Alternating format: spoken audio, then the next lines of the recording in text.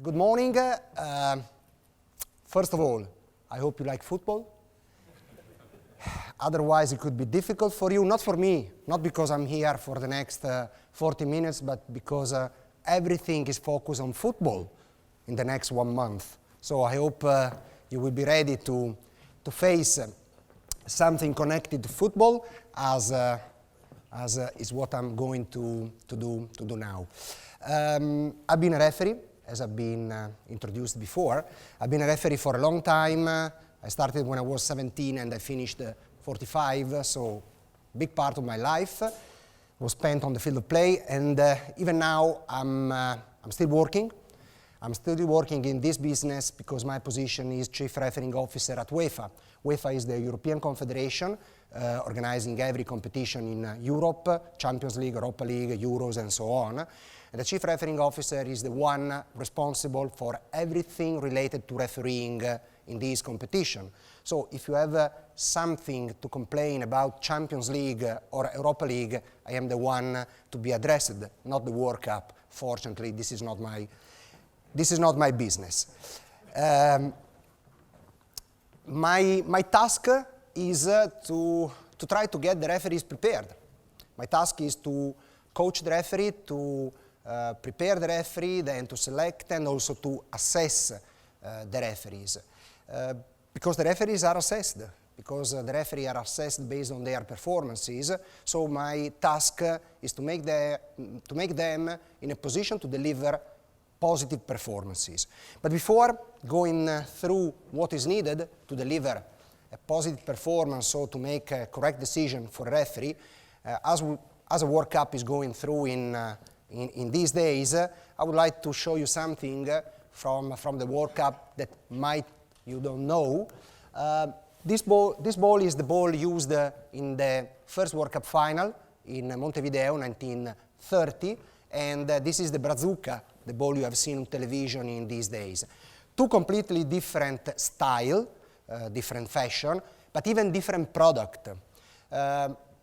This ball, pure leather, was not waterproof, and playing on a wet pitch, the average weight of the ball is between 420 and 450 grams today. At that time, a ball that was not waterproof on a wet pitch could weigh something like 2.5 kilograms, 3 kilograms. So for those of you who had the experience to play football, try to imagine to had something that is 2.5 kilograms. It's like to had a stone. So there was a big change in football, and you can see it from the ball. Again, this is a picture taken from the first World Cup final, again played in the same, in Uruguay. The two players on the two sides, the two captains from Argentina and Uruguay, they are players, they look like players. Maybe different style, different fashion from the players you are watching on television in these days. Can you imagine the man in the middle in jacket and tie?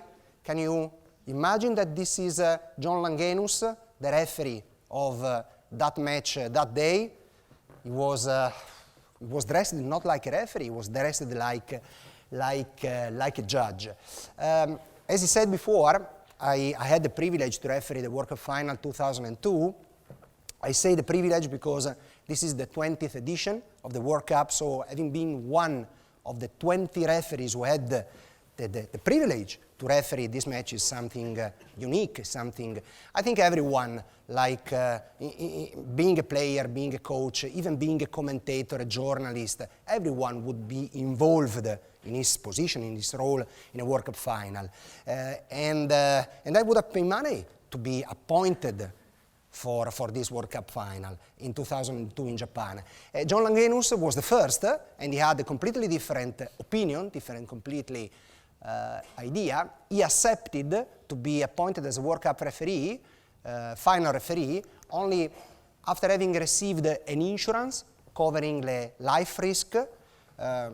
At that time, 1930, you know that today when you enter the stadium you are scanned, you are controlled. At that time, everyone can enter the stadium with a gun in the pocket. So try to imagine a referee with a spectator disagreeing with this decision. Could have been very tough, very risky for him.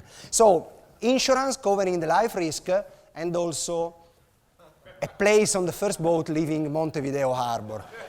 At the end of the day, Uruguay beat Argentina 4-2, so for him there were no risk, no problem. So he probably had a good time in. You might not know that only 13 teams played that World Cup, only 4 for Europe, Romania, Yugoslavia, Belgium and France. And the reason to have so few teams from Europe, it was the 21 days that the players had to travel by boat from Europe to South America. 21 plus 21 means 42 days only traveling. So at that time a player thought that was too demanding to travel, so no English, for instance. It's very strange that the first World Cup didn't see England playing the competition. And someone says that the only reason Uruguay was given the possibility to host the first World Cup was the availability of Uruguay to cover every cost. So they had the money, they were ready to cover the cost, so that the final was hosted by Uruguay. I hope you are expert about football. This is a small test for you. Do you see something wrong in these two pictures? The two pictures are taken from World Cup 1938 in France. Do you see something wrong?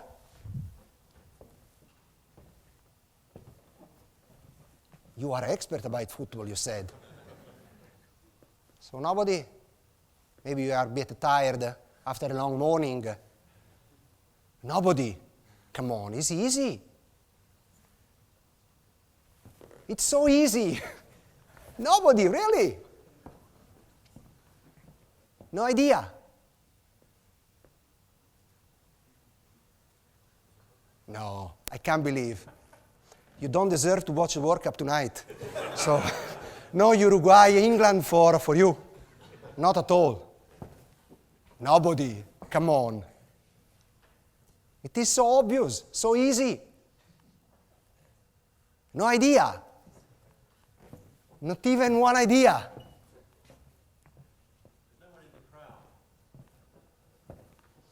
No.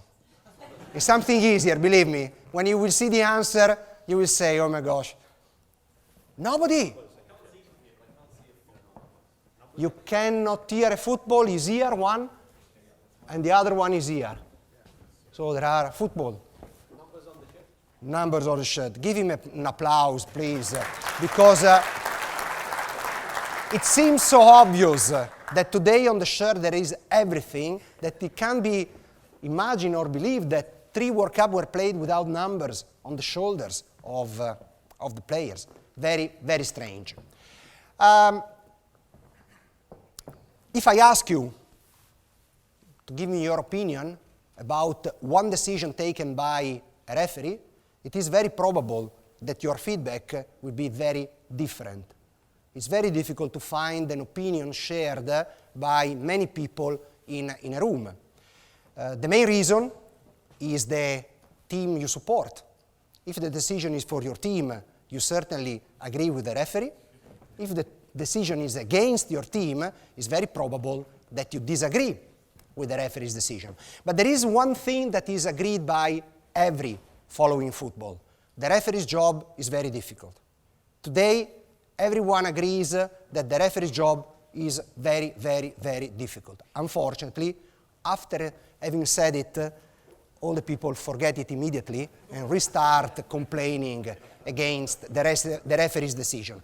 The reason why the referee's job is so difficult, first of all, the time. As a decision maker on the field of play, the referee has no time to decide. When you go through the decision-making process steps, several, it takes time. Every decision maker has time to do it. Nobody takes a decision, as well as a referee on the field of play, in less than 1 second, because it's normally the time the referee has to make his decision, blowing the whistle or not blowing the whistle. No time to decide. Pressure. The pressure coming from the people at the stadium. 90,000 people around you makes pressure on you. The pressure coming from knowing that there are millions of people watching the television and your image could change because of the decision you take, and this put pressures on the referee's shoulder. The responsibility coming from the importance of the match and the importance of the decision is going to taking. Football is a sport, of course, but it's also a show business. I would say even a business. For those who come from England, you probably know that last year, May 2013, Watford played Crystal Palace in a playoff to be promoted from the Football League to the Premier League. Maybe you don't know that the winner of this match, in terms of value, 130 million pounds. So one match, that means promotion for one of the two teams, means for the winning team 130 million pounds. The match was decided during extra time by a penalty given by the referee. So one whistle gave by the referee costed one team or gave the other team 130 million pounds. That is quite a big amount of money for a company, even for a big company. One single sharp decision, quick decision. And this is a responsibility. This is a big responsibility that the referee has on the shoulders.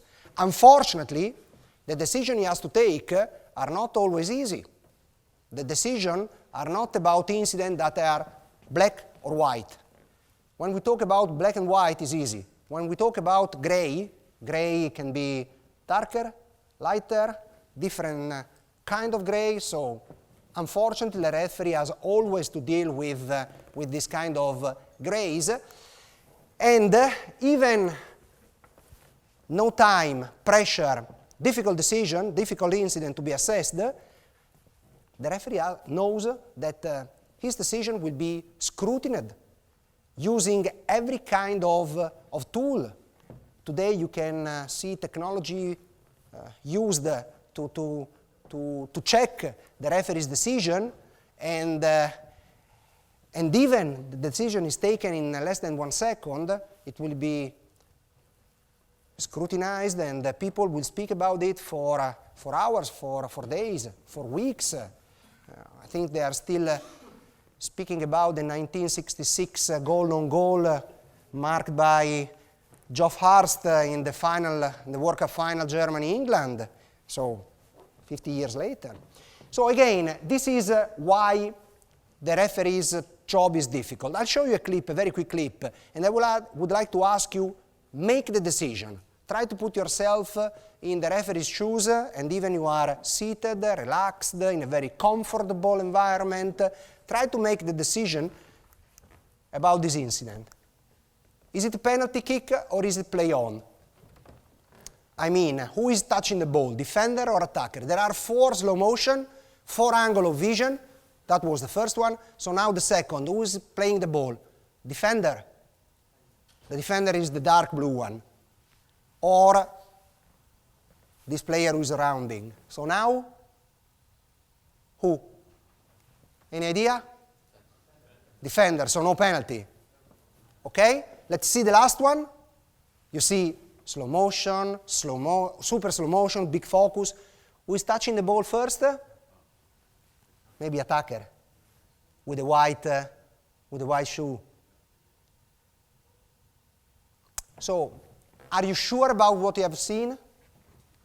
Again, you are seated, you are relaxed, you are not risking anything because the decision was taken 4 years ago maybe, so nobody will blame you if you are wrong this morning. This means a difficult decision to be taken, because I think you agree with me, even seated, even with 4 different angle of vision, with slow motion, super slow motion, is still difficult to be taken, this decision to be taken. This means the difficulties in the referee's job. So what I try to do with the referees in Europe is to give them something to making them able to take correct decision, because the what really matters for the referees on the field of play is to take correct decision. A good performance of a referee means good decisions taken on the field of play. So it is important that they take correct decision.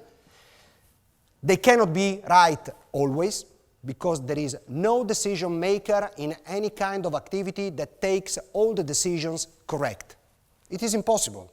It doesn't belong to the human being characteristics. So it is normal to make a mistake. But what makes the difference between a good decision maker, between a decision maker and a good decision maker, that is the same difference that is between a referee and a good referee, is the ability to take correct those decisions that must be taken in a correct way. If a referee makes a mistake in the middle of the field of play, nobody cares. There is no problem. But if a referee makes a mistake, the same mistake in the penalty area, and the penalty kick comes, there is a big difference. So what a referee has to do, as well as a top decision maker has to do, is to be able. It's better not to make mistake, but as a mistake can be committed, it's better that this mistake is committed with a small decision or a very relevant decision. So what is needed to be successful in the referee's activity as a decision maker? Colin Powell, who definitely was not a referee at all, he has a good idea about what is needed to be successful. Preparation, hard work, learning from failures.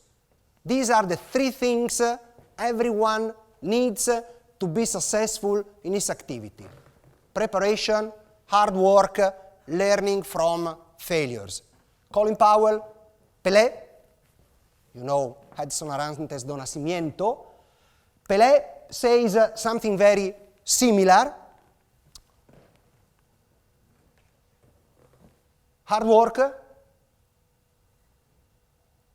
being able to learn, because even being able to learn, it is very important, and to be very committed, to make sacrifices. These are, among others, what Pelé, as a top player, thinks is important to be successful, of course, as a player on the field of play.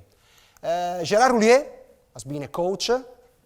Those from you, if there is someone who support Liverpool, certainly remember the good time Houllier had in Liverpool. So he was a successful coach, and again, he says that you can't program success. You can only prepare for it. So you see that different people, different activities, two of them in football, one player, one coach, two different generations, but again, the key word is preparation. What is needed is preparation. What is needed is what you do off the field of play, what you do before a match or after the match. This has a great impact on what you do during a match on the field of play. So the result, the success, for a referee, of course, is a consequence of the hard work you do off the field of play before a match and after the match. So what does it mean, preparation for a referee? This is something that I think it is clear, has to be clear for everybody. There is no competition without rules, and there is no fair competition without respected rules. This is clear in football, but this is clear in every kind of business, because nobody is interested to invest money in a country or in a market where there are no rules, or if there are rules, these rules are not respected by anybody. The same in football. Football needs rules, and football needs that these rules are respected, because as a consequence, the product, the match, the entertainment will be higher level. And of course, if the referee has to guarantee the respect of the rules, he has to know them. Very easy. In football, if you ever seen the laws of the game, the booklet. The booklet is very small, few rules, and not a very difficult challenge to know the laws of the game. What is more important is to know the interpretation and to be consistent. The two main rules in football, 11 and 12, offside and fouls, says according to the opinion of the referee. So the decision to be taken on the field of play is based on the personal opinion of the referee. You can understand how it's important to have consistent interpretation made by different referees. I work with, UEFA has 54 national associations, so I work with referees coming from 54 different national associations. England, the oldest, Gibraltar, the last who came very, very recently.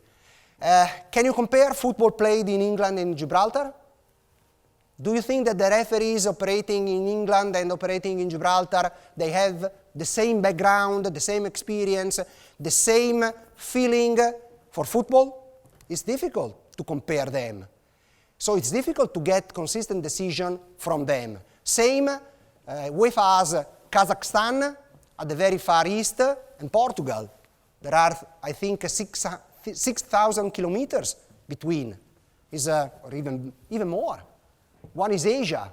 So what is important is to work with the decision maker in order to give them clear interpretation and try to get them having consistent decision. Otherwise, what the referee has very often complained is true. You are not consistent. You take different decisions in similar incident. So it is important to work using, we use even technology, trying to get these referees always updated, because being updated, not only in terms of interpretation, but also in terms of changing rules, is also very, very important. Football is very conservative. It's very difficult that football changes the laws of the game. But some of you probably remember that there was a time when the goalkeeper was allowed to pick up the ball by hands when the ball was played by a teammate. You remember? Not very long ago. It was normal.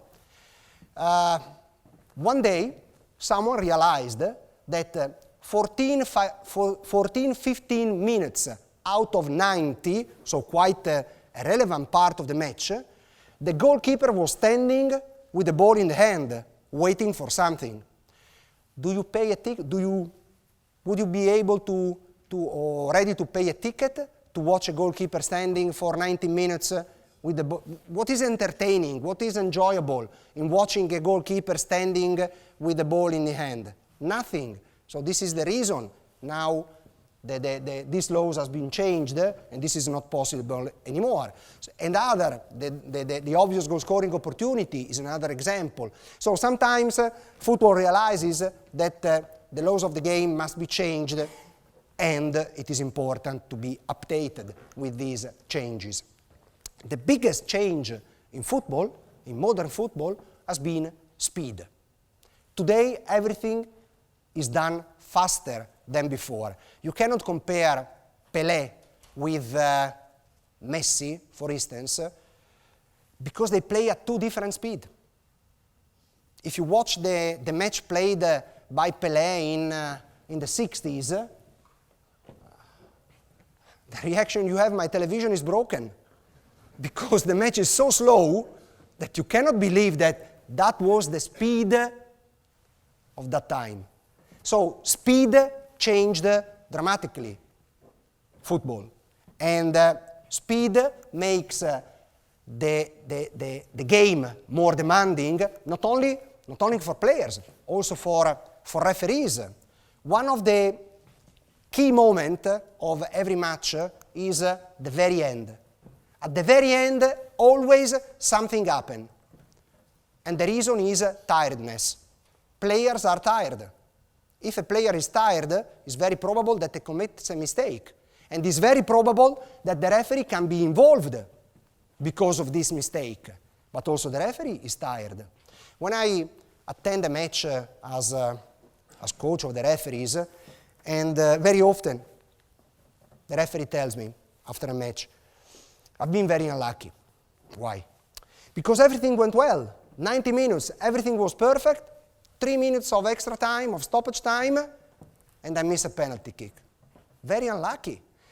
Maybe not, very tired. Because very often a wrong decision taken at that moment is a lack of lucidity. If you are tired, you are not lucid. The reason why it is important to be fit is to be lucid until the very end. Because until the very end of the match, something can happen. This is a clip from a Champions League final played in 1999 in Barcelona, a little bit higher. And the two teams playing were United and Bayern Munich. This was the result at the end of the 90 minutes. You listen at people celebrating, German fans. They were already celebrating because Bayern Munich at that moment fully deserved to win this match. Only 3 minutes of stoppage time were given. So what can happen in 3 minutes? These are the 3 minutes.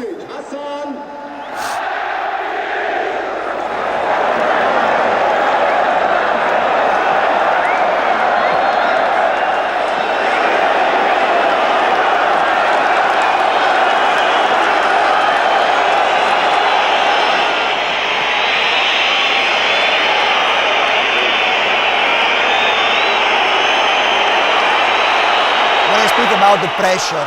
This is the pressure coming from 94,000 people at the Camp Nou. You feel them, believe me, you feel them.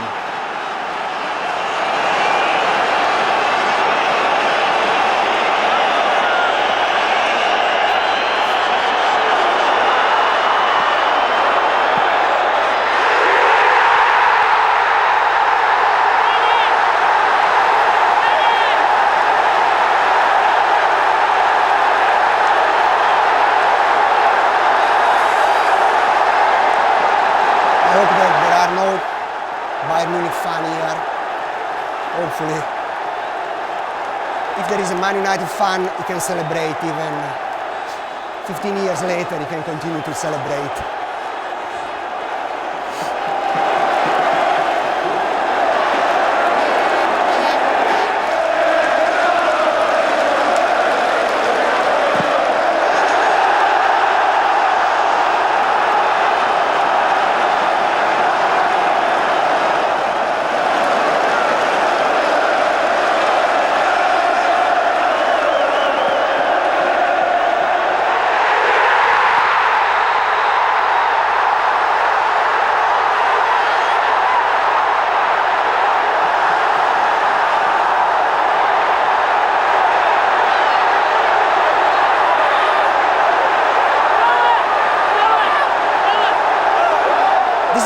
Important club competition in the world. So the most important club competition in the world decided by 2 goals scored in stoppage time in 2 minutes and 34 seconds. So you can see the different reaction of players. It's not easy when you are so close to the trophy. Winning a Champions League is a chance you can get once in your life. Being so close as Atletico Madrid did this year, being so close and then everything is vanished is very difficult. So this is remembered as the most memorable Champions League final in the history of football, not because of the match itself. The match was quite normal, because of the 2 minutes and 34 seconds. Try to imagine a wrong decision made by the referee, disallowing one of these 2 goals. Certainly the referee will be remembered in the history of Champions League, not the match itself. So this is the reason to be ready, lucid, until the very end of the match. This is something that has to be clear to everyone who wants to continue to be successful. You cannot continue to play the same way. Spain, if you have seen what happened very recently, Spain is a clear example. What made the difference for Spain and Barcelona for many years the ball possession, the so-called tiki-taka. Today, every newspaper say tiki-taka is gone, tiki-taka is over, because they didn't change.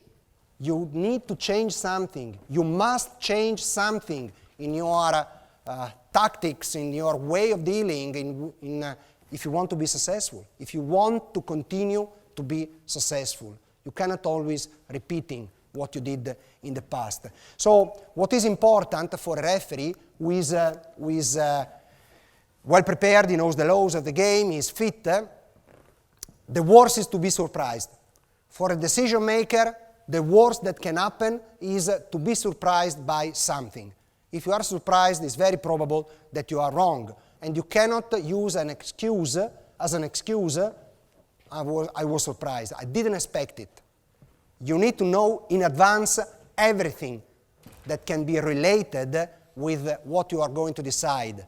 And the referee has to know everything that is possible, predictable on the field of play. The tactics, I don't want to bother you with the numbers, 4-3-3, 4-3-1-2 and so on, but every tactics means a different way of playing, means a different way of developing of play. So something can happen based on what was planned before. Everything is arranged before. Players, teams try again and again and again during session to repeat on the field of play the same. So knowing in advance, even the tactics, could be very, very useful to predict what can happen. Another test to check your knowledge of football. Do you know, anyone of you knows Rory Delap? Very long throw. Great. There are some, I'm quite happy, there are some very experienced follower. Rory Delap is an Irish. I think you can agree with me, was not a top player. He played in England, Stoke was the top team. But if you play as a team or as a player against this player, or as a referee, you referee a match played by him, it is better to know his most important characteristic. He is Rory Delap. Long Delap throw in. Goalkeeper Brisbane hasn't got there, and the ball creeps in, and that long throw already is normally delivered at 10-15 meters from the sideline. Rory Delap can deliver a throw-in 50 meters away as a missile. So the trajectory is completely different from anyone else. Something can happen inside the penalty area. Arsene Wenger, the coach, the Arsenal coach, after having lost 2-0 against Stoke, said, we need to change the laws of the game. We cannot give Rory Delap this unfair advantage. We need to change the laws of the game. Of course, it was a provocation. But if you know it before, you can predict what can happen. Instead of waiting for a normal throw-in, you need to focus on something that can occur inside the penalty area. So this means to be prepared before a match. Also, the team working for a decision maker plays a very important role in being successful. And it is important to know that every single member of the team must give the contribution to have the team successful. Michael Jordan has been, I think, one of the most talented athletes in the sport, particularly in basketball. And he says that talent wins games, but teamwork wins championship. You can win one single match thanks to the quality of one player. But if you want to win a league, if you want to win a long competition, you must count on the performances of each single member of the team. And this is what happened with referees on the field of play. You can be the best referee in the world.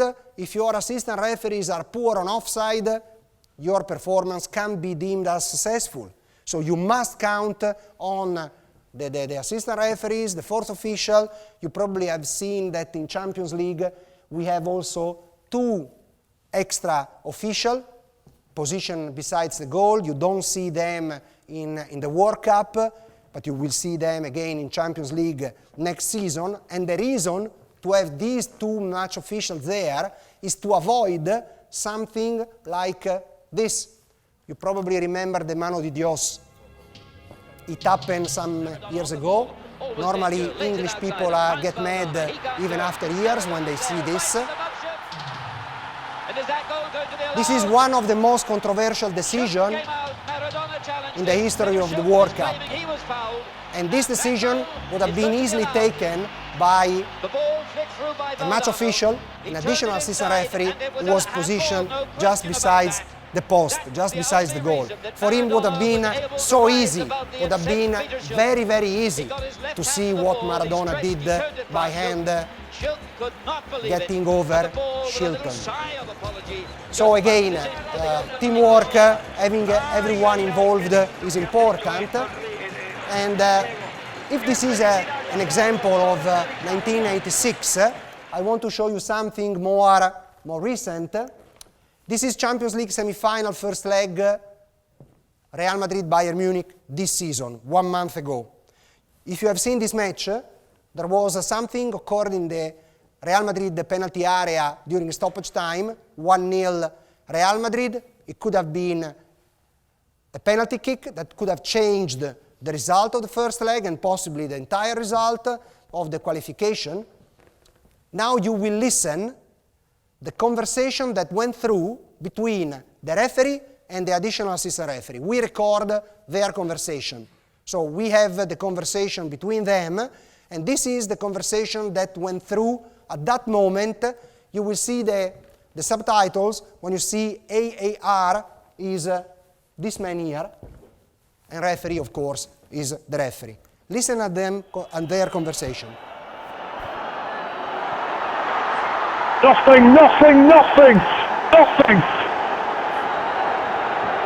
Well done, that goal. I'm after, there's not enough there, mate. No, there's nothing up here from me, mate. It's a desperate one, I think. So the referee was behind the two players and he couldn't see anything clear. He had a feeling. But can you imagine taking a decision based on your feeling when it happens in a semi-final Champions League and the decision can really change the outcome of a match? So having a teammate, additional assistant referee, in a better position, ready to help you to make the decision, this is the big contribution you can receive from your teammate, from the people working with you to take a correct decision. And even Thomas Müller was heavily complaining live, as you have seen. He reacted very heavily. The day after he admitted that there was no foul, so even he was convinced about the decision. Unfortunately, as I said before, you can't be always correct.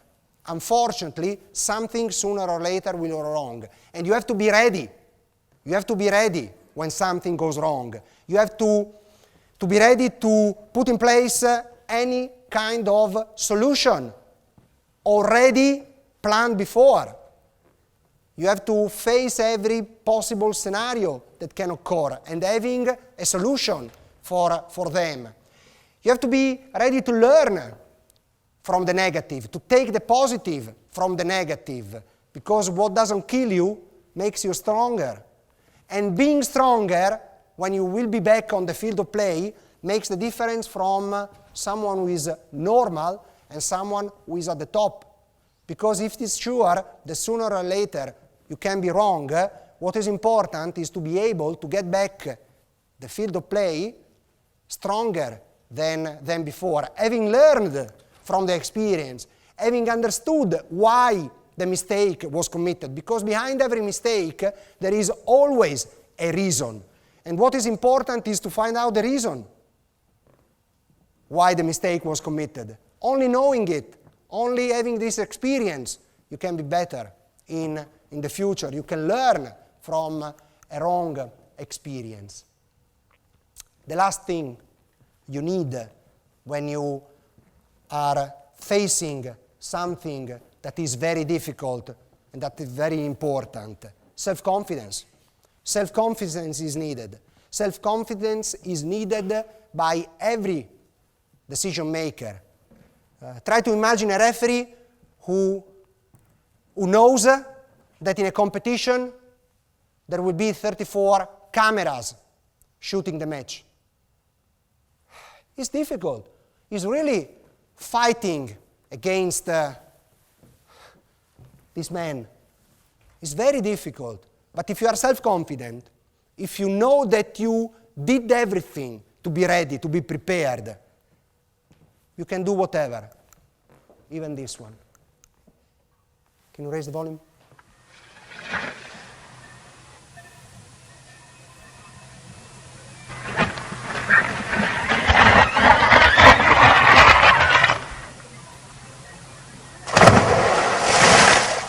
So if you want to test the self-confidence, the preparation, and the self-confidence of someone working with you, this is a good way to do it.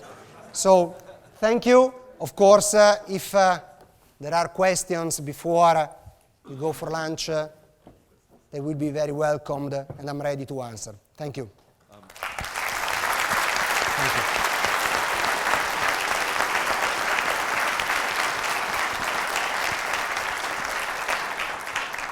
I thought I'd better start off with a controversial one. Where do you stand on the great divide between the conflict of interest of modern technology, being able to eliminate mistakes, versus depriving the game of the theatre, the controversy, and why people talk about the game? Because if you take other sports like tennis, there's never any debate now whether the ball is in or out. It's been eliminated. And football could do the same. With the Maradona, you could have gone to the TV camera and you would have known that it was a hand. So what is your thoughts? Of course, I would have bet that this would have been the first question. Is a long debate. It's a very long debate since this World Cup, a technology is used, the goal line technology, even though, as well as in tennis, you have a graphic reproduction of what happened. So it's a matter of having faith in someone done by someone else, because it's not the computer that gives you the answer. It's the one who is working with the computer that gives you a graphic reproduction of something. You know that thanks to computer today, you can show everything you want. So you need to trust in the technology, and you need to trust in the man behind the technology, because you don't see the ball. It's funny because the goal line technology was used for the first time, had a relevance for the first time in the match France-Ecuador 3-4 days ago. It is funny because on internet there is a picture taken from the goal line. So this is the goal. The ball was here. From this angle of vision, there is, if you look on the internet you can find it, there is a photo taken from the television, and you see that the ball doesn't seem to be in, but the technology said that is in. So you have something that you can see, and you are not sure that it was in, but then you have the technology that tells you is in. You believe in the technology and in the man behind the technology. Tennis is different from football. Technology in tennis is used when the ball bounces on the ground. The goal line can be something similar, but other incidents, it would be difficult to stop the match. End of God, the ball entered the net, so the match was stopped. But try to imagine the handball in the middle of penalty area, and the play continues. So you should stop the match immediately and go to check, and then how do you restart? Or you should wait until the ball goes out of play, and then you check, and if there is 1 minute between, what do? You go back and this minute is vanished, is for nothing, restart the match 1 minute before. It's not so easy. It's not so easy. In cricket, there is technology, but again, cricket has pauses. So it's a match that the football is one of the very few games where the ball flows continuously or almost continuously. So again, there is a big debate of using technology. Personally, I'm not 100% sure that the answer will be 100%, even because technology has an accuracy.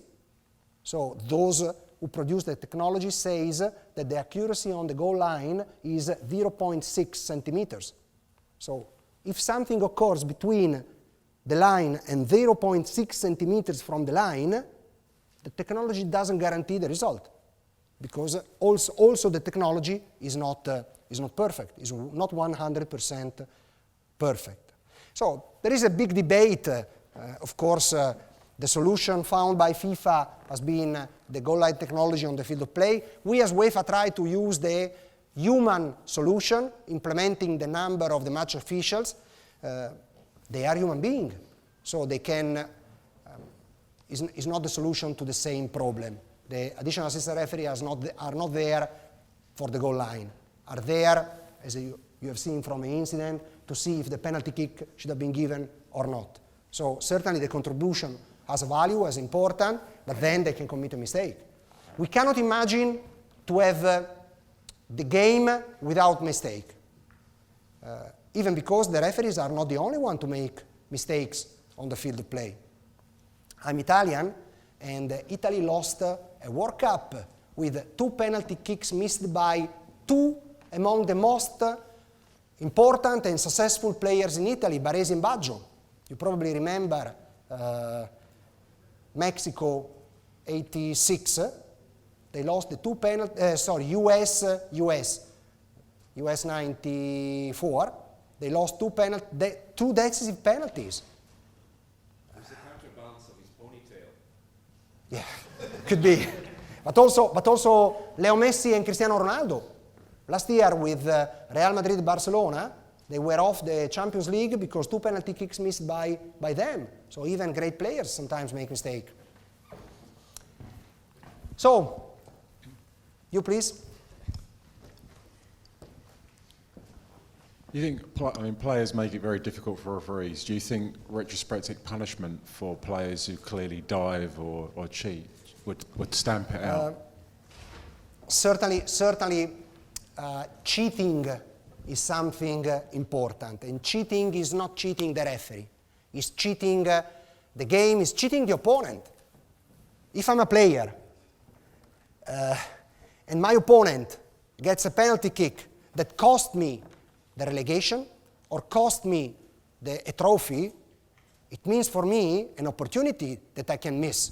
Because if I'm playing in Premier League and I'm relegating in Football League, my career could dramatically change.